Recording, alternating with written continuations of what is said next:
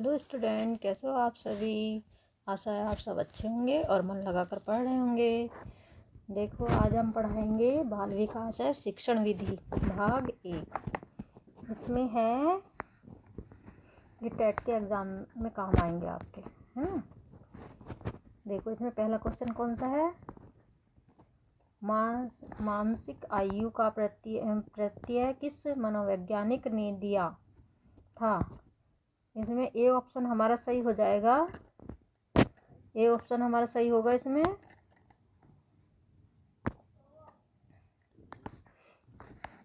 A option हमारा सही हो जाएगा। जैसे कि ये है ना, हाँ, विनय साइमन हमारा सही हो जाएगा। इसमें विनय साइमन है। और इसकी व्याख्या है, मानसिक आयु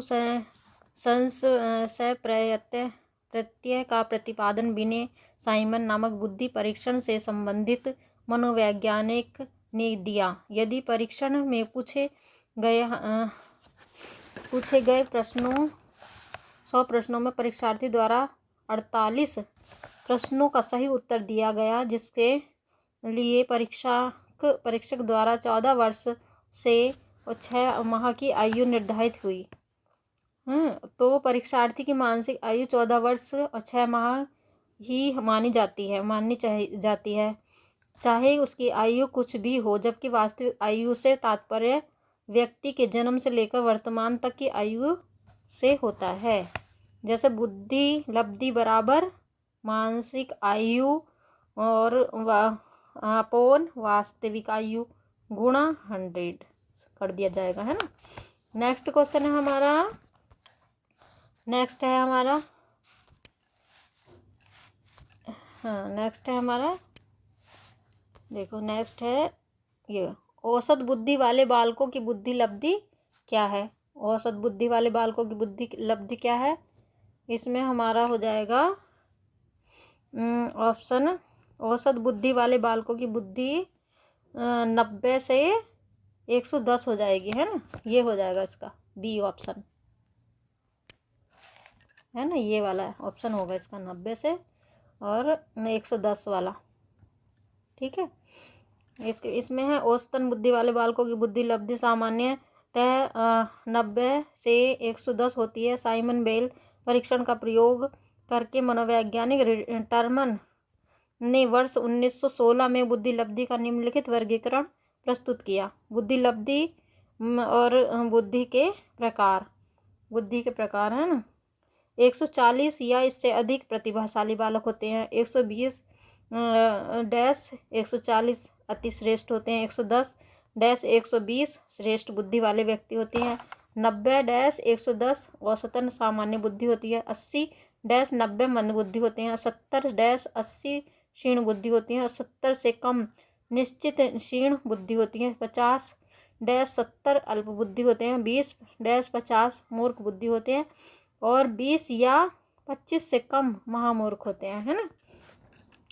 नेक्स्ट क्वेश्चन है हमारा, है बाल विकास के पक्षों में सम्मिलित हैं।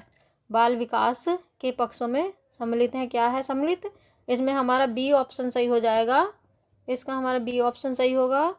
इसमें होगा संज्ञानात्मक विकास हो जाएगा इसका, है ना। बाल विकास के अंतर्गत विकास के उपरोक्त सभी पक्ष सम्मिलित हैं। इसके अतिरिक्त भाषिक विकास के जन्मदाता चोम्स्की हैं। प्रयोजनों का विकास व समकालीन व्यक्ति का अत्यंत विकास सम्मिलित है ना। और नेक्स्ट है हमारा, नेक्स्ट क्वेश्चन क्या होगा हमारा 4। बाल विकास मुख्य रूप से कितने कारकों द्वारा निर्धारित है। बाल विकास मुख्य रूप से कितने कारकों द्वारा निर्धारित है। इसमें 2 कारकों द्वारा निर्धारित है ना। 2 कारकों द्वारा निर्धारित है। बाल विकास मुख्य रूप से 2 कारकों द्वारा निर्धारित होता है। आनुवंशिकता, पर्यावरण। आनुवंशिकता से अभिप्राय है जन्मजात विशेषताएं, क्षमताएं। अर्नाल्ड गेसेल व्यक्ति का व्यावहारिक व्यवहार पूरे तरह से आनुवंशिक कारकों द्वारा निर्धारित होता है। जन्म के उपरांत पारिवारिक सामाजिकरण प्रक्रिया या रीतियाँ और माता पिता बालक संबंध का बालक के संज्ञानात्मक, भाषिक, सामाजिक और व्यक्तित्व विकास पर गहरा प्रभाव पड़ता है। व्यवहारवादी उपागम जैसे वाटसन यह मानते हैं कि मानव विकास बाह्य कारकों से निर्धारित होता है, न कि आनुवंशिक कारण से। नेक्स्ट क्वेश्चन है हमारा, नेक्स्ट है 5 है ना, नेक्स्ट है हमारा 5। और हस्तता से अभिप्राय है, हस्तता से क्या अभिप्राय है ना। इसमें हमारा बी ऑप्शन सही हो जाएगा। प्रयोग में एक हाथ की तुलना में दूसरे हाथ का प्राध्याय है ना। प्रयोग में एक हाथ की तुलना में दूसरे हाथ का प्राध्याय, इसमें हमारा बी ऑप्शन सही हो जाएगा, ये प्राध्याय। ठीक है, अब इसकी व्याख्या है। हस्त से अभिप्राय है प्रयोग में एक हाथ की तुलना में दूसरे हाथ का प्राधान्य अधिक संख्य शिशु दोनों हाथों का समान रूप से सहज उपयोग कर सकते हैं, परंतु 2 वर्ष की आयु तक में दाएं या बाएं हाथ में से किसी एक हाथ के प्रयोग के प्रति उनकी निश्चित पसंद दिखाई देने लगती है। इसी को हस्तता कहा जाता है। नेक्स्ट क्वेश्चन है हमारा, नेक्स्ट है हमारा 6। बच्चे सामान्यतः किस सहायता के बिना कब चलना शुरू कर देते हैं? किसी की सहायता के बिना कब चलना शुरू कर देते हैं? इसमें हमारा हो जाएगा 14 महीने। 14 महीने में बच्चे किसी की सहायता के बिना शुरू कर देते हैं चलना, है ना। और इसकी व्याख्या है, इसमें 14 माह, ये वाला ऑप्शन सही हो जाएगा, ए ऑप्शन। ठीक है,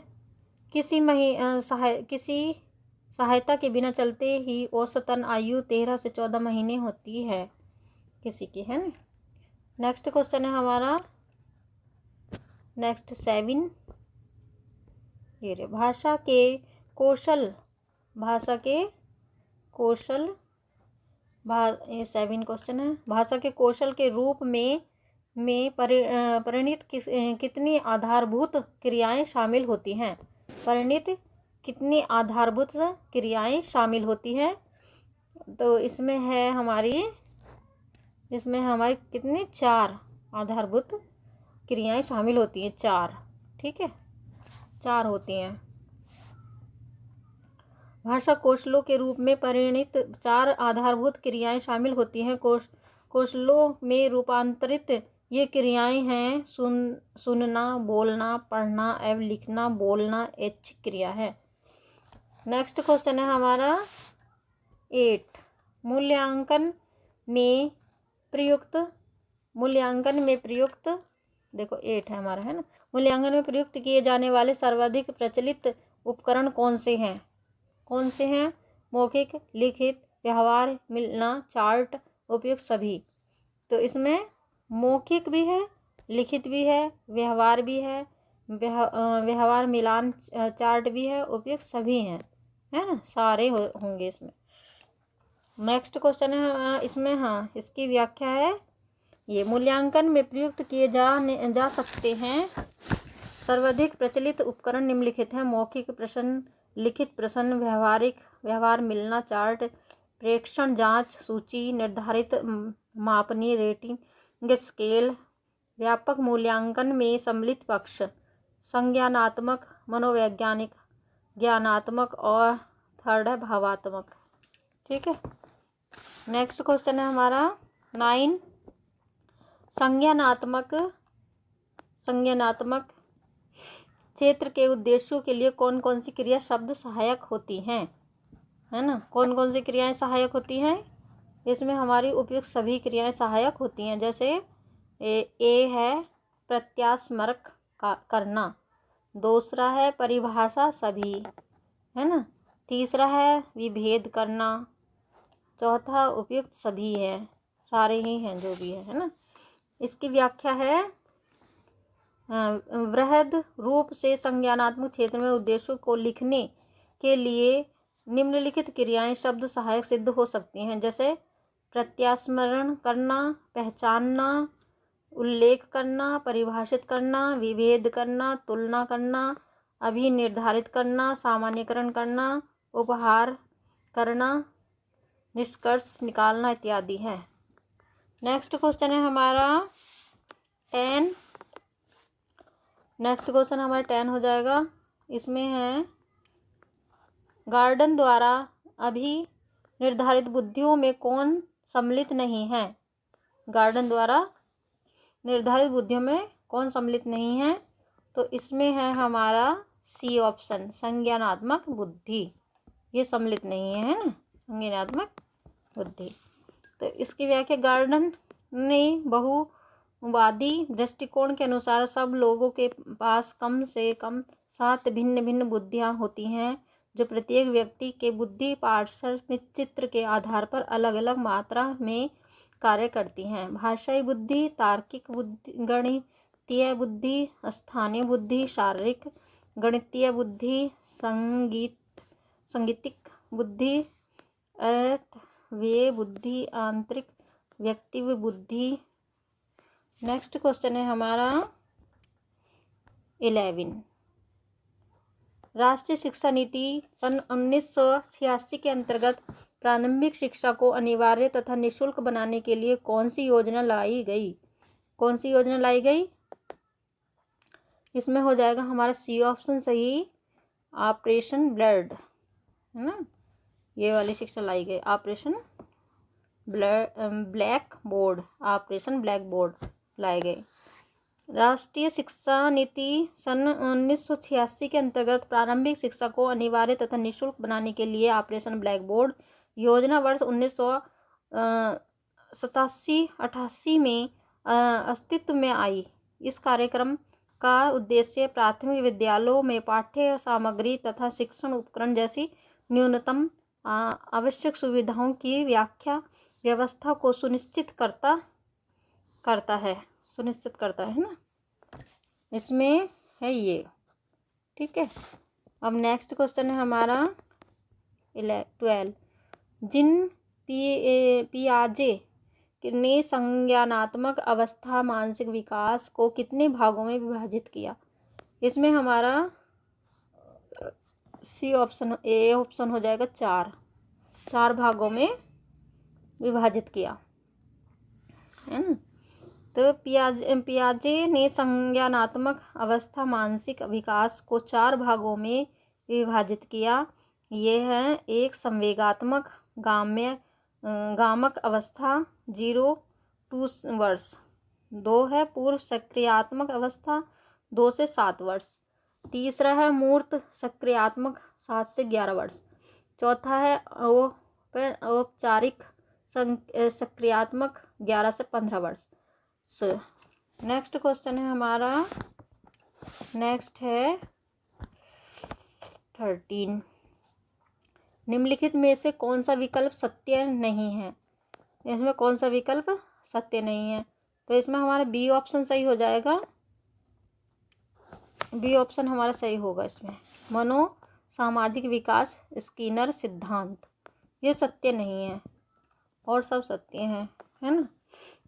इसकी है व्याख्या है, वृद्धि या विकास के अनेक सिद्धांत मनोवैज्ञानिकों ने प्रतिपादित किए, जिनमें से एक मनो सामाजिक विकास का सिद्धांत भी है, जिसके प्रतिपादन एरिक्सन थे इसके प्रतिपादक। सही है। नेक्स्ट है हमारा ए। निम्नलिखित में कौन से विकल्प सही सुमेलित नहीं है। इसमें भी सही सुमेलित नहीं है जौन सा विकल्प।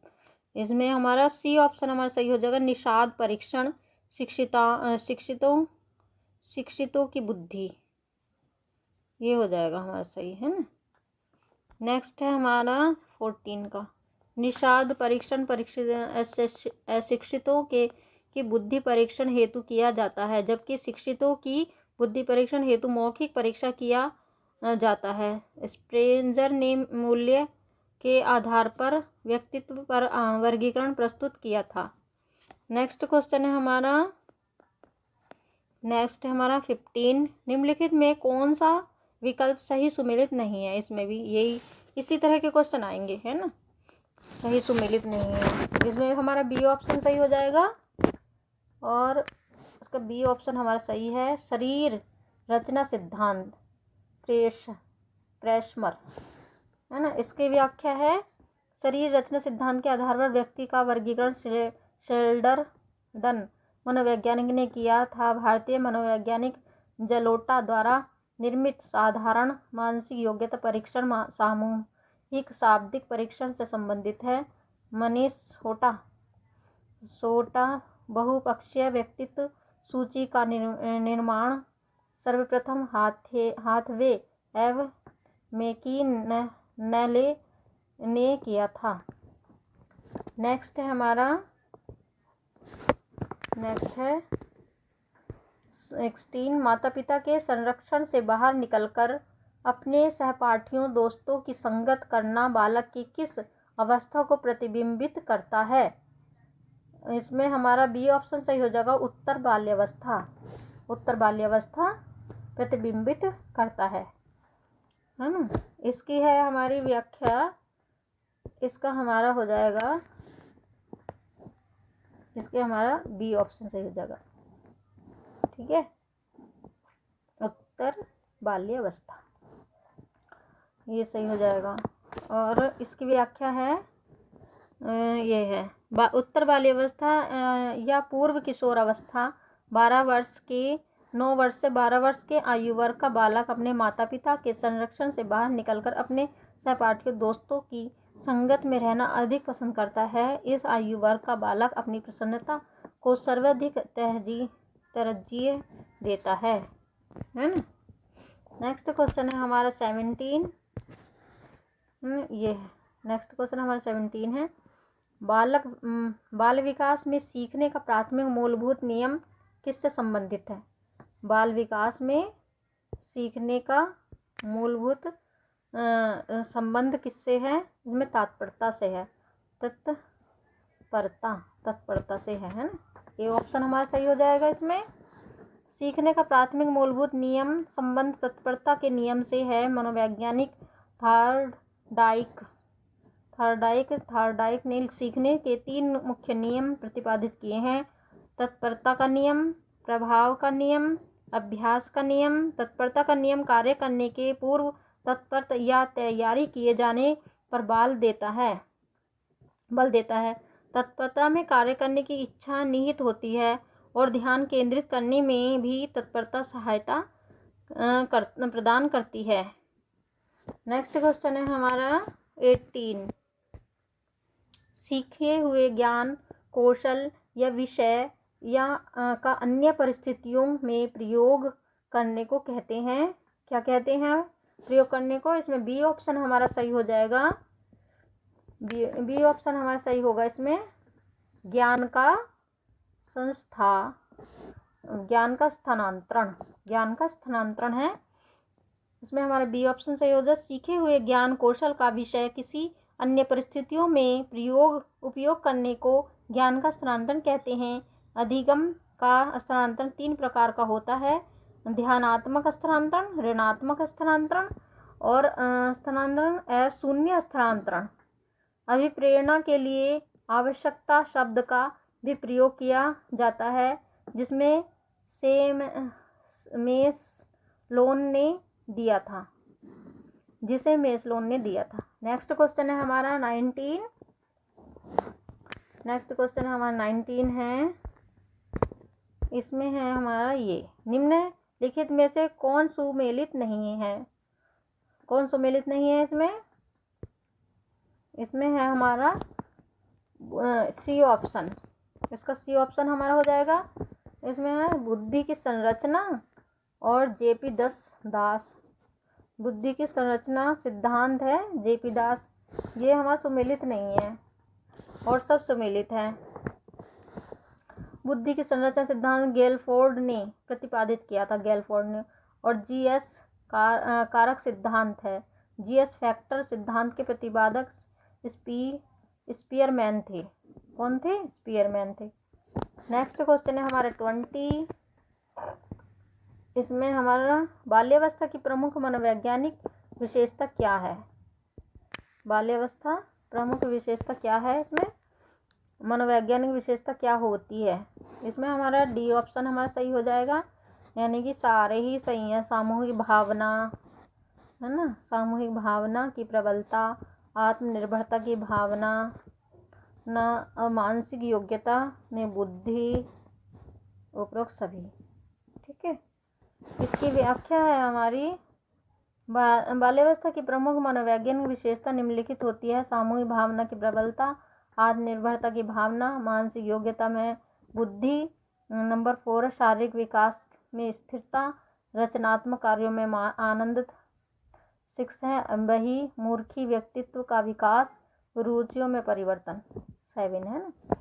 नेक्स्ट क्वेश्चन है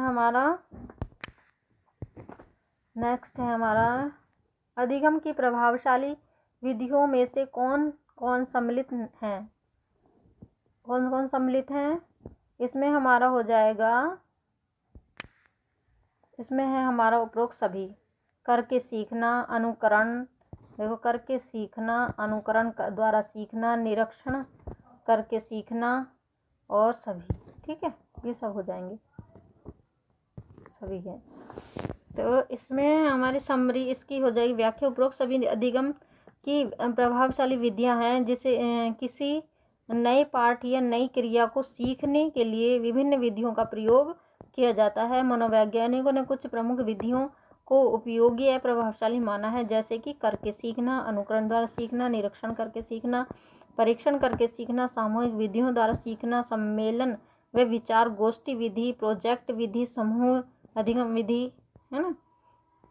अब नेक्स्ट क्वेश्चन है हमारा 22। बालक के विकास को प्रभावित करने वाले प्रमुख वातावरण कारक हैं। प्रमुख वातावरण कारक भी हैं बालक के विकास को प्रभावित करने वाले। नंबर 1 है, जैसे कि 1 है बालकों के संरक्षण की दशाएं। नंबर बी है सामाजिक वातावरण व उसका प्रभाव। सी है विद्यालय की आंतरिक स्थितियों का प्रभाव। उपरोक्त सभी हैं, है ना, ये सब हैं इसके अंदर। ठीक है, और इसकी व्याख्या है उपरोक्त सभी बालक के विकास को प्रभावित करने वाले प्रमुख वातावरण कारक हैं। बालक के विकास को प्रभावित रूप से आनुवांशिक व वातावरण प्रभावित करते हैं। कुछ विभिन्न कारक और भी हैं जो बालक के विकास में या तो बाधा पहुंचाते हैं या विकास की ओर अग्रसर करते हैं। बालकों के संरक्षण की दशाएं, सामाजिक व वातावरण एवं उसका प्रभाव, विद्यालय की आंतरिक स्थितियों का प्रभाव, विद्यालय का वातावरण, समय विभाजन चक्र, शिशु क्रीड़ा केंद्र, संचार माध्यमों का प्रभाव, शैक्षिक तकनीकियों का कुशलता प्रयोग है। नेक्स्ट है हमारा 23। निम्न में से चिंतन के उपकरण का साधन है। चिंतन के उपकरण का साधन कौन सा है? इसमें हमारा हो जाएगा उपरोक्त सभी। इस भी हैं प्रतिमाएं, प्रत्यय, प्रतीक व चिन्ह उपरोक्त सभी हो जाएंगे, है ना। जैसे ये है, मनोवैज्ञानिकों ने अपने अध्ययनों व परीक्षणों के आधार पर चिंतन प्रक्रिया के आधार स्तंभ या उपकरण को निम्नलिखित भागों में प्रस्तुत किया है। एक है प्रतिमाएं, प्रत्यय, प्रतीक चिन्ह, प्रतीक चिन्ह, भाषा, सूत्र इत्यादि। गैरेट चिंतन एक प्रकार का अव्यय एवं रहस्यपूर्ण व्यवहार होता है जिसमें सामान्य रूप से प्रतीकों, बिंबों, विचारों, प्रत्ययों का प्रयोग होता है। नेक्स्ट क्वेश्चन है हमारा 24। शैक्षिक मनोवैज्ञानिकों एवं शिक्षाविदों ने सीखने की क्षमता को बढ़ावा देने के लिए सीखने के नियमों का शैक्षिक महत्व माना है, जिसमें से कौन कौन से निम्नलिखित में शामिल हैं? कौन कौन से हैं निम्नलिखित में शामिल? इसमें हमारा हो जाएगा, इसमें है हमारा 24 में उपरोक्त सभी, इसके भी सभी हो जाएंगे, है ना। जैसे इसमें ए है उद्देश्यों की स्पष्टता, उद्देश्यों की स्पष्टता, अभ्यास जागरूकता करना, है ना, अभ्यास जागरूक करना। और है सी है, जैसे सी है हमारा, सी है स्वीक्रिया पर बल देना, है ना, उपरोक्त सभी हो जाएंगे जितने भी हैं, है ना। और इसकी व्याख्या है, इसकी अधिगम प्रक्रिया के में सीखने के नियमों का विशेष महत्व है। सीखने के नियमों का शैक्षिक महत्व निम्नलिखित है। उद्देश्यों की स्पष्टता, उपयुक्त ज्ञान प्रक्रिया, ज्ञान क्रिया का चयन, अभ्यास जागृत करना, तत्परता जागृत करना, स्वीक्रिया पर बल देना, अनुभव हस्तांतरण, प्रेरकों का प्रयोग। नेक्स्ट क्वेश्चन है हमारा, नेक्स्ट है 25। मनोवैज्ञानिक ब्रूनर के अनुसार जन्म से 18 माह तक सक्रियता विधि, 18 माह से 24 माह तक दृश्य प्रतिमा विधि तथा 7 वर्ष की आयु से आगे की अवस्था को माना है। क्या माना? रिक्त स्थान की पूर्ति कीजिए। क्या माना है इन्होंने माना है बी ऑप्शन हमारा सही हो जाएगा इसका, सांकेतिक विधि माना है। इसकी व्याख्या है हमारी,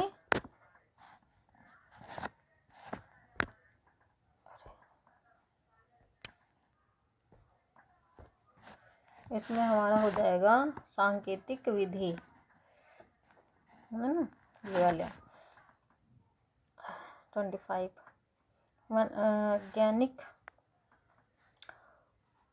मनोवैज्ञानिक ब्रून के अनुसार जन्म से 18 माह तक सक्रिय विधि, 18 माह से 24 माह तक दृश्य प्रतिमा विधि और 7 वर्ष से आयु से आगे सांकेतिक विधि का प्रधानता रहती है। नेक्स्ट क्वेश्चन है हमारा 26। अभिवृत्ति सप्रत्यय है, अभिवृत्ति सप्रत्यय है, कौन सा है भाई सप्रत्यय? इसमें हमारा डी ऑप्शन सही हो जाएगा, उपरोक्त सभी हैं, है ना, इसमें हमारा डी ऑप्शन सही हो जाएगा, ये वाला।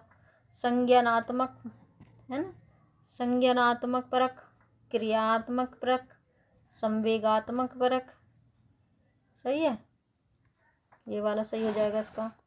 इसमें अभी वृत्ति से प्रत्यय किसी विषय, वस्तु या घटना के प्रति एक तरह का दृष्टिकोण रखने की मानसिक क्रिया, जिसमें संज्ञानात्मक परख, क्रिया परख एवं संवेगात्मक प्रत्यय पाया जाता है। ठीक है। नेक्स्ट क्वेश्चन है हमारा 27। भाटिया बैटरी का प्रयोग किसके परीक्षण हेतु प्रयुक्त होता है? भाटिया बैटरी का प्रयोग किसके परीक्षण हेतु प्रयुक्त किया जाता है? इसमें ए ऑप्शन हमारा सही होगा, बुद्धि परीक्षण के प्रति प्रयुक्त होता है। इसकी व्याख्या है, भाटिया बैटरी का प्रयोग बुद्धि परीक्षण में किया जाता है, जिसका निर्माण CM भाटिया ने वर्ष 1955 में किया। भाटिया बैटरी परीक्षण को बैटरी बुद्धि परीक्षण या क्रिया परीक्षण समूह भी कहा जाता है। नेक्स्ट क्वेश्चन है हमारा 28 है, किसी मापक उपकरण के लिए सर्वाधिक महत्वपूर्ण वांछनीय अव्यय होता है? क्या अव्यय होता है? इसमें हमारा बी ऑप्शन सही होगा, विश्वसनीयता, है ना, विश्वसनीयता हो जाएगा इसका सही ऑप्शन हमारा। और इसकी व्याख्या है, किसी भी मापक उपकरण का सर्वाधिक महत्वपूर्ण वांछनीय अव्यय उसकी विश्वसनीयता होती है। किसी उपकरण का वास्तविक प्रसरण का अनुपात संयोग प्रसरण अनुपात से जितना अधिक होगा, उस मापक उपकरण की विश्वसनीयता भी अधिक होगी। नेक्स्ट क्वेश्चन है हमारा 29। पूरे आवृत्ति वितरण के प्रतिनिधित्व करने वाले मान को क्या कहा जाता है? क्या कहा जाता है इसमें हमारा ए ऑप्शन सही हो जाएगा, केंद्रवृत्तीय प्रतिमाप का मान, है ना, प्रमाप, केंद्रवृत्तीय प्रमाप का मान, इसका हमारा ए ऑप्शन सही हो जाएगा। इसकी व्याख्या है, पूरे आवृत्ति वितरण का प्रतिनिधित्व करने वाले मान को केंद्रवृत्तीय प्रमाप का मान कहते हैं, जिसके अंतर्गत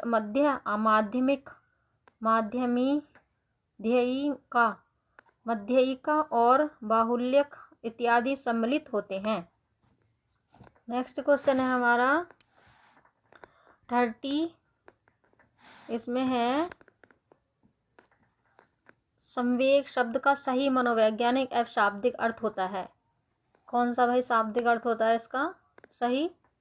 ये इसमें सी ऑप्शन हमारा सही हो जाएगा, उत्तेजना या भावों में उथल पुथल होना, है ना, उत्तेजना या भावों में उथल पुथल होना, ये है इसकी व्याख्या। संवेग शब्द का मनोवैज्ञानिक अर्थ मनुष्य या पशु में उत्पन्न संवेदना से, जिसमें प्राणी शारीरिक परिवर्तन प्रबल भावना के कारण उत्तेजित दशा में एक निश्चित व्यवहार का प्रदर्शन करता है।